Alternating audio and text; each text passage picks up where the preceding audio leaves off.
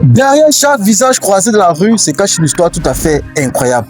Salut la team d'Ordi. Peu importe l'heure à laquelle vous tombez sur cette vidéo, si c'est la première fois que vous regardez mes vidéos, n'hésitez pas à vous abonner et surtout quitter sur la cloche de notification pour être bipé à toutes les autres publications. Salut mademoiselle. Salut. Comment t'appelles? Francisca. D'accord, Francisca, à quel âge? 21 ans. D'accord, maman, c'est quoi ton histoire? En fait, j'aime bien vos contenus. Je vous suis souvent et vos histoires, vraiment, ça me touche vraiment. Et j'ai décidé de venir raconter l'histoire de ma famille. D'accord. En fait, mon père, il avait 3 femmes. Et parmi les 3 femmes, la première femme était stérile. La deuxième femme, c'était ma mère. Elle a donné 3 filles à mon père. La troisième femme, elle avait donné 3 filles aussi à mon père. Et c'était une sorcière. La troisième était une sorcière? Oui, c'était une sorcière. Bon, maintenant, ce qui s'est passé, c'est que... bon, bref, ça a commencé par un cauchemar. Genre, notre famille est devenue un enfer. Oui, et c'était... Ouais. Vas-y, c'est l'histoire. Ok. Notre famille avait commencé par un cauchemar, genre, c'est-à-dire... la troisième femme de mon père, vu que c'était une sorcière, elle s'était décidée de nous détruire. Elle s'est vous détruire? Oui, nous les enfants de ma mère, qui était la deuxième femme, ma mère était la deuxième femme. Bon, ce qui s'est passé, c'est quoi? Ce qui s'est passé, c'est que lorsqu'elle est entrée dans notre famille, elle a donné 3 enfants à mon père.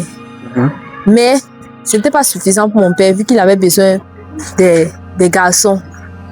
Ma mère, elle avait donné uniquement 3 filles. Elle avait donné uniquement 3 filles aussi à mon père. Mais la première n'avait pas d'enfant. Bon, ce que je vous dis, ce qui s'est passé dans cette famille, c'est que on a vécu tellement de mauvaises choses avec cette femme. Seulement pour une femme, notre famille s'est détruite comme ça là. Et jusqu'à pour finir, elle avait tué ma mère. Elle a tué ta mère? Oui, elle avait tué ma mère. Et je vais vous raconter par un début. Ce qui s'est passé par le début, c'est que elle avait décidé de bloquer nos vies, nous les enfants de ma mère. Et comment est-ce qu'elle avait bloqué nos vies? Elle s'était décidée que nous, on ne peut pas avancer. Pour dire quoi? Pour dire que peu importe ce qu'on va décider de faire dans nos vies, ça ne peut jamais marcher. Ma grande soeur, en fait, la première de ma mère, parce qu'on ne peut pas dire ma grande soeur tout simplement comme ça, la première de ma mère, elle avait accouché un enfant. Et le père de son enfant, tout allait bien, il y avait l'entente, aucun problème. Du coup, le père de son enfant, un jour, il s'est levé comme ça, là, dit que la relation est finie. On n'a pas compris comment. Bon, l'autre là, on comprenait que peut-être il ne voulait plus de la relation, c'est passé. Et maintenant, la troisième femme de mon père, comment est-ce qu'on a découvert qu'elle était une sorcière? Elle avait bloqué nos vies et décidé que ses enfants vont rester stables. Mais comme on dit, qui fait du mal retourner sur ses enfants? C'est elle qui avait causé la séparation de ma grande soeur et le père de son enfant. Mais ses enfants aussi, eux, ils avaient accouché chez nous. Et le pire, c'est quoi? Le pire, c'est qu'eux, ils sortaient avec les voyous, c'est-à-dire les fumeurs de banga. Oui, eux, ils sortaient avec les fumeurs de banga. Et c'est comme ça qu'on les battait. Le père des enfants les battait. Malgré tout ce qu'elle a fait pour rendre ses enfants heureux et pour que ses enfants aient une vie stable, mais ça n'a pas marché. Du coup, un jour, elle s'est séparée, ses enfants sont séparés avec le père de leurs enfants. Maintenant, avec le temps, plus le temps passait, ma grande soeur, c'est-à-dire la première de ma mère, elle a rencontré un autre homme. Il avait décidé de venir demander sa main en mariage parce que tellement il était intéressé par ma grande soeur qu'il voulait l'épouser. Il était venu chez nous demander sa main en mariage. Lorsqu'il arrivait, tout allait bien, présentation bien, parce qu'ils ont fixé le jour du toqué porte, parce que c'était juste la visite qu'ils sont venus faire. Ils ont fait le programme pour le toqué porte jusqu'à ce que tout était au propre. Bon, lorsqu'il est sorti de notre concession, en fait, il a appelé ma grande soeur, il dit à ma grande soeur qu'il ne veut plus jamais revoir ma grande soeur dans sa vie. On s'est posé des questions, mais qu'est-ce qui n'a pas marché? Bref, ma grande sœur a posé les questions. Mais pourquoi est-ce que tu dis ça? Tu viens de sortir chez nous, même pas quelques minutes, tu m'appelles, tu dis que tu veux que la relation continue comment? Il dit que oh, je ne veux. Donc, il n'a même pas donné aucune explication valable. C'est-à-dire, sa raison n'avait pas de sens. Bon, c'est passé. Un autre jour, bon, plus le temps passait, pas dire un autre jour, plus le temps passait, ma grande sœur a encore rencontré un autre homme et celui-ci-là, lui, il venait de l'étranger. Il a décidé de venir épouser ma grande sœur. La même chose s'est reproduite. La même chose s'est passée. Bon, on a encore simplifié parce que pour nous, on se disait que c'est quoi que les hommes sont quand... Bon, attends un peu. À ce stade déjà qu'il y avait tellement de conflits, et c'était bizarre que dans une famille, on se retrouve où tout le monde est chute. Vous n'êtes pas posé des questions à savoir comment résoudre ça? Bon, c'est ça que, comme je disais dès le départ, c'est ça que je voulais dire. Comme le deuxième a fait cela, nous on s'est dit, ah peut-être que les hommes, comme ils aiment jouer avec les femmes, juste pour s'amuser, il a vu que, ah, le fait qu'il était venu, il a vu que peut-être, mais mon père, surtout mon père avait vraiment parlé comme un homme. Du genre, il ne veut pas que tu joues avec ma fille. Peut-être que nous on se disait que c'était ça. Mais pourtant, ce n'était pas ça. C'est quand le troisième est venu, il a fait la même chose. On s'est dit, non, c'est pas simple. Mais jusque là, on a mis nos genoux au sol, on a prié Dieu. Et on a demandé à Dieu de nous envoyer quelqu'un qui a la conscience en fait, parce que ceux-là, je ne peux pas dire qu'ils avaient la conscience. On a décidé on a demandé à Dieu de nous envoyer celui qui a la confiance. Confiance comment? Oui, bon, la confiance et la conscience, c'est ce que je veux dire. Conscience et comment? Conscience, c'est-à-dire il sait ce qu'il veut. Mais les autres, comme s'il y a un homme qui vient déjà rencontrer la famille, c'est qu'il sait ce qu'il veut. Tu ne veux pas dire confiance. Je pense que tu as pu utiliser le terme que il soit plus responsable. C'est ça, non? Oui, je peux dire ça comme ça. Ok. Le troisième est venu.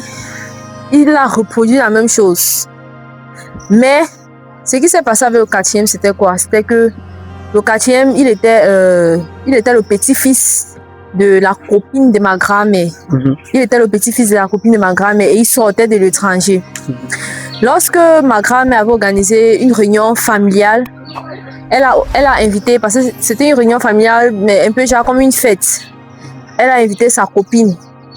Et lorsqu'elle a invité sa copine est venue avec son petit-fils qui sortait de l'étranger, vu que c'était une relation amicale qui avait tellement duré. Ils étaient inséparables, ils étaient déjà comme les sœurs, même on peut dire. Oui, elle était venue avec son neveu. Et lorsque son neveu est arrivé, il a vu comment ma grande sœur travaillait. Il était attiré par ma grande sœur, vu que ma grande sœur, c'est d'abord une belle fille. Une belle femme. Désolée. Ma grande sœur, c'était une belle femme, donc il était intéressé par ma grande sœur et il a posé les questions à sa grand-mère en disant la fille là, c'est qui à vous? Poser les questions. Il n'a pas dit à sa grand-mère qu'il est intéressé par la fille, posait juste les questions. Sa grand-mère a dit que oh, c'est une bonne fille, comme tu vois comme ça là, c'est elle qui a préparé tous les nourritures que tu as vu ici. Donc elle travaille, c'est une très bonne fille, vraiment. Depuis que Dieu bénit la fille avec un bon mari. N'est-ce pas, lorsqu'elle dit ça, le gars dit à sa grand-mère que ok, grand-mère, comme tu vois là, moi je suis intéressée par cette fille. Et sa grand-mère a dit, ok, comme tu es intéressé par cette fille, c'est mieux d'aller parler à sa grand-mère. Parce que, tu sais, je ne sais pas si eux, ils peuvent être intéressés ou bien la fille peut être intéressée. Bon, la grand-mère, elle est partie parler à ma grand-mère. Et quand elle a parlé à ma grand-mère, elle a dit, ok, dans ce cas, je vais parler à sa mère. Et lorsque elle a parlé à ma mère a dit, ah, c'est à la fille de décider, vu que c'est elle, ce sont ses sentiments, donc c'est à elle de voir. Bon, c'est comme ça qu'on les a mis en contact. Ils ont commencé à dialoguer, un truc comme ça là. Mais ma mère, avec l'honnêteté, elle est partie vers le gars, a dit au gars ceci, parce que le gars elle a fait comprendre qu'il veut épouser ma grande soeur. Elle est partie vers le gars et elle a dit au gars ceci, c'est bien vrai que tu veux épouser ma fille, c'est bien vrai, tu n'es pas le premier ni le deuxième. Mais avant toi, il y avait d'abord 3 personnes. Et les 3 personnes sont venues, sont parties comme toi, tu es en train de venir. Et on ne connaît pas ce qui se passe. Directement, le gars a demandé, est-ce que vous êtes dans un foyer polygamie? Ma mère a répondu oui, je suis dans un foyer polygamie et je suis la 2e femme. Le gars a directement dit, c'est là-bas que le problème vient. Parce que dans chaque foyer polygamie, il y a toujours les trucs comme ça ne manque pas. Rivalité, oui. Les choses mystiques surtout. Qu'est-ce que le gars a fait? Le gars a dit à ma mère qu'il va venir demander la main de ma grande soeur en mariage. Il a demandé qu'il va venir demander la main de ma grande soeur en mariage. Mais avant ça, il va d'abord se préparer spirituellement. C'est-à-dire, avant d'entrer dans notre concession, comme les autres viennent et puis rentrent là, ça ne va plus se passer comme ça. Bon, ma mère a parlé de ça à mon père. Et mon père, il avait décidé de sortir dehors. Regardez, vous nous connaissez, nous les Africains, avec les trucs de tradition, des trucs comme ça. Il avait décidé de sortir, regardez. Et quand il est arrivé chez le voyant lui a fait comprendre que c'est sa 3e femme qui est derrière tout ça. Le voyant lui a fait comprendre que c'est la 3e femme qui est derrière tout ça. Et que si c'est que il dit à la 3e femme, si c'est qu'il tient la 3e femme au courant de ce mariage, c'est que ça ne va pas se produire. Maintenant, qu'est-ce qu'il a fait? Ce qu'il a fait, c'est que il est rentré, il a dit à ma mère, il a dit à mes grandes sœurs. Et puis, il y a une chose, le marabout l'avait dit qu'on ne fait pas le toqué-porte de ma grande sœur chez nous. Oui, il avait dit qu'on fait pas le toqué-porte, que c'est vrai qu'un enfant doit se marier chez eux, mais dans cette situation, il n'y a plus le choix, il n'y a pas le choix. Donc, c'est mieux que il partait faire chez ma grand-mère. On avait fait le toqué-porte de ma grande sœur chez ma grand-mère. Mais malgré ça, vous savez, quand il y a les informations comme ça marche de bouche à oreille. Ça marche de bouche à oreille. Et ça va rester entier dans l'oreille de la 3e femme. Malgré qu'elle était partie faire pour que le toqué-porte là, donc, ne prend même pas place. Elle avait fait pour qu'on ne fait pas son toqué-porte, mais ça n'a pas marché. Malgré ça, on avait fait le toqué-porte. Maintenant, quand on a fait le toqué-porte, on est rentré à la maison. Mon père avait maintenant décidé de l'informer à propos du mariage de ma grande soeur. Parce qu'on a dit que si on fait un toqué-porte, ça va. Lorsque mon père l'a informé du mariage de ma grande soeur, il dit, comme tu vois là, tel va se marier tel jour. Sa dot, on va venir faire sa dot. Elle a crié, quoi? Après tout ce que j'ai fait? Non, ça ne peut pas marcher. Directement, mon père lui a demandé, mais qu'est-ce qui ne peut pas marcher? Elle a dit, non, rien. Il dit, j'ai compris ce que tu as dit. Qu'est-ce qui ne peut pas marcher? Donc, depuis là, c'est toi qui es en train de torturer mes enfants dans la maison-ci là. Donc, c'est toi qui es en train de bloquer ma fille dans la maison-ci avec les mariages, un truc comme ça là. Donc, depuis là, c'est toi qui es en train de bloquer. Bon, le jour là, tellement il était en colère, il est battu jusqu'à ce que quand il était fatigué, il a digéré. Mais malgré ça, malgré toutes les tentatives, le mariage a quand même eu lieu. Bon, on est passé sur le mariage de ma grande sœur. Un jour maintenant, tellement mon père, il ne raisonnait plus comme un vrai homme. Il ne raisonnait plus comme un vrai homme. On s'est demandé, pourquoi est-ce qu'il fait comme ça là?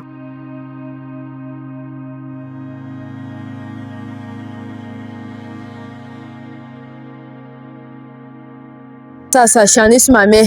Tout le temps, il grondait ma mère, ça arrivait au point où il voulait battre ma mère. Mais un jour, il a levé la main sur ma mère. Ma mère, elle avait appelé ma grand-mère. Ma grand-mère était sortie maintenant regarder ce qui ne va pas parce que même ma grand-mère ne trouvait plus ça simple. Elle était sortie regarder ce qui ne va pas. Et lorsqu'elle est arrivée, on lui a fait comprendre que la 3e femme, elle avait fermé mon père dans la bouteille. Elle a fermé ton père dans la bouteille? Oui. Merci. Elle a fermé mon père dans la bouteille. Mais on lui a donné une astuce pour arrêter tout ça à ma grand-mère. On lui avait donné une astuce. Le jour là, la voyante, je ne sais pas trop. La voyante lui a dit de ne pas trop paniquer, qu'elle peut gérer le problème. La voyante l'avait dit d'appeler le nom de la 3e femme 3 fois. Et lorsqu'elle avait appelé son nom 3 fois, elle a dit rentre à la maison. Maintenant, comment est-ce qu'on a fait pour découvrir qu'elle avait mis mon père dans la bouteille? Le jour là, ses enfants, ils étaient dans la chambre, ils étaient dans la maison. Ils étaient dans la maison au salon. Ils ont compris quelque chose s'est cassé comme la bouteille. Et c'était vraiment la bouteille. Ils ont compris que quelque chose s'est cassé comme la bouteille. Et quand ils sont entrés dans la chambre, ils ont vu... Bon, avant d'entrer dans la chambre même, ils ont d'abord paniqué. En disant, comme les films qu'on voit souvent, comme les films nigériens qu'on voit souvent à la télé, la sorcellerie, comment est-ce que la bouteille peut se casser simplement comme ça.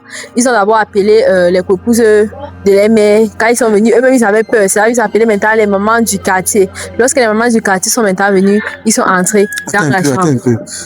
On est au salon. Oui. On commande la chambre, comment une bouteille se casse. Oui. Mais on peut imaginer que ce sont les souris. Mais comment aller aider tout le monde pour venir ça veut dire quoi? Eux-mêmes, ça veut dire que déjà, si déjà eux-mêmes consciemment, ils sont au salon. Maintenant, une bouteille se casse dans la chambre de leur maman. Ils vont fuir. Maintenant, ils paniquent. Parce que là, on est en Afrique. Il y a les souris. On peut imaginer que c'est la souris qui a poussé une bouteille, c'est tombé. Ah. Et si déjà, bon, attends un peu, je vais prendre une analyse. Je vais un peu analyser. Parce que là, c'est la même question que les gars se posent actuellement. Les gars suivent la vidéo, ils réfléchissent beaucoup. Ils se disent que si déjà les enfants paniquent, ils partent alerter le quartier. Là, vous ne trouvez pas louche que là, peut-être ils étaient au courant. Parce que c'est la question qu'on se pose. Que si une seule bouteille s'est cassée, on peut imaginer que c'est la souris. Bon, à l'heure là, on n'a pas voulu savoir ça. C'est là. Lorsque les mamans du quartier sont entrées, quand ils sont entrés, ils ont vu la bouteille cassée au sol. Dans la bouteille, il y avait mon père. Mon père stané. Donc, quand la bouteille s'est cassée, il était toujours dessus la bouteille qui s'est cassée, stané debout. Genre, on voit ton père en miniature. Oui, voilà. On lui voyait en miniature. Il était stané en miniature. Et dans la bouteille aussi, il y avait quelques remèdes des marabouts là. Oui. Bon, on a crié, tu que consort, mais elle n'était pas là. Du coup, on a appelé mon père. Et quand mon père est venu, quand il a vu tout ce qui s'est passé, maintenant, comme il était dans la bouteille en miniature, il a disparu. Et lorsqu'il a disparu... C'est qui la bouteille en miniature a disparu ou c'est lui qui est debout qui a disparu? Non, dans la bouteille. C'est dans la bouteille qui a disparu? Oui. Il a disparu. Il a disparu comment? Est-ce que votre père là-bas? Oui, c'était notre père dans la bouteille. Ok. Maintenant, quand lui-même, physiquement, il est maintenant venu. Déjà, on l'a appelé au téléphone, il est venu à la maison. On l'a appelé qu'il vient voir ce qui se passe à la maison, la sorcellerie en pleine journée. Quand il est venu, il a vu. Et quand il a vu comme s'il a disparu. Physiquement encore? Sa miniature qui était dans la bouteille. Alors, au final, j'ai trouvé. Tu as dit tout à l'heure que la miniature a disparu. Maintenant, comment il vient que la miniature disparaît encore? C'est ça que j'ai dit. J'ai dit ceci. La miniature n'avait pas disparu quand il n'était pas encore venu.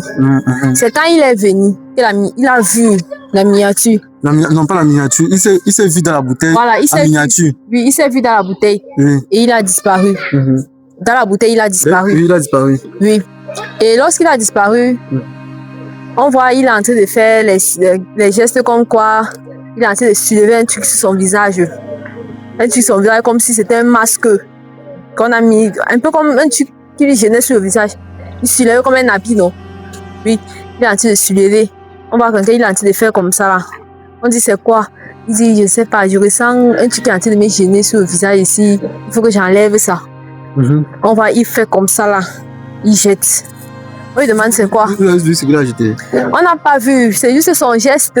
On n'a pas vu ce qu'il jetait. D'accord. Il a juste fait comme ça là, et puis il a jeté. On lui a demandé mais qu'est-ce que tu es en train de jeter? Il dit il y a un truc qui était en train de me flouter le visage, donc il fallait que je retire ça, je jette. Et lui il dit que lui-même il ne voyait même pas. Il ressentait seulement comme un truc qui est en train de lui gêner. Puis il a retiré et jeté. Après, c'est là où on a constaté que la femme là vraiment, elle avait traumatisé. Et lorsqu'on a constaté cela, il avait décidé de chasser la femme. Parce que avant ça, quand on appelait la femme de là où elle était, elle ne prenait pas le téléphone. Sa soeur maintenant était venue en courant, disant qu'elle est devenue folle en route. Attends un peu. Elle est devenue folle? Oui. Mais au début, tu as dit c'est qu'elle a tué ta mère. Je vais arriver là-bas, non? Je vais arriver. Ok. Elle était devenue folle. Maintenant, sa famille, ils l'ont pris, ils sont partis travailler sur elle. Ils sont partis travailler sur elle. Et lorsqu'ils ont travaillé sur elle, on leur a donné, le marabout leur a dit ceci là, on te donne une seconde chance. Dieu a décidé de te donner une seconde chance. Si tu décides encore de faire du mal à quelqu'un, tu vas devenir folle pour l'éternité. Donc ça, c'est une seconde chance que Dieu te donne pour la vie. Mais malgré ça, elle n'a pas Elle n'a pas compris que Dieu existait vraiment. Elle a mis le diable devant Dieu. Donc, elle continuait toujours ces choses maléfiques. Bon, quand elle a fait comme ça, là, mon père avait quand même chassé de la maison. Mon père a dit que non, il n'a rien à faire avec les sorcières, un truc comme ça. Sa famille sont venus plaider, supplier, fatiguer, supplier. C'est maintenant les épouses de mon père toujours qui ont convaincu mon père que ouais, pardonne là, accepte. Mais la chose qu'eux ils ignoraient, c'est que donc c'était les morts qu'ils étaient en train de chercher comme ça. C'était les morts qu'ils étaient en train de chercher. Lorsque ils ont plaidé mon père de pardonner la femme, mon père a dit ok, pour les enfants que j'ai avec toi, je te pardonne. Mais vous vous souvenez au début, mon père mon père n'avait pas de garçon. Oui, mon père n'avait pas de garçon. Maintenant, ma mère, elle avait enfanté un garçon. Elle était tombée enceinte d'un garçon. Ouais, mais bon, comment enceinte d'un garçon? Parce que depuis tu racontes, mais tu ne donnes pas de date. C'est quoi l'année suivante, 3 ans après? Après, quand c'est passé, bon, ça n'a pas vraiment fait les années. Ça n'a pas fait les années. Ça n'a pas fait les années comment? Ça m'a accouché moins les années. Ma mère a fait les enfants après nous, non? Ma mère avait 3 enfants. Après, elle avait fait les enfants après nous. On était déjà tellement grands. La période où le problème, vous avez réglé ce problème? Ça n'avait pas duré. Bon, la période? Bon, la période, je peux dire, après un truc de 4 à 5 mois. 4 à 5 mois, ta mère tombe enceinte ou elle accouche? Ma mère tombe enceinte d'un garçon. Je n'ai pas dit accoucher. Elle est tombée enceinte d'un garçon. Ok. Oui, elle avait accouché un garçon. Et lorsqu'elle a accouché un garçon, mon père, il avait décidé de faire une petite fête pour présenter son fils. Pour présenter son fils aux membres de ses réunions.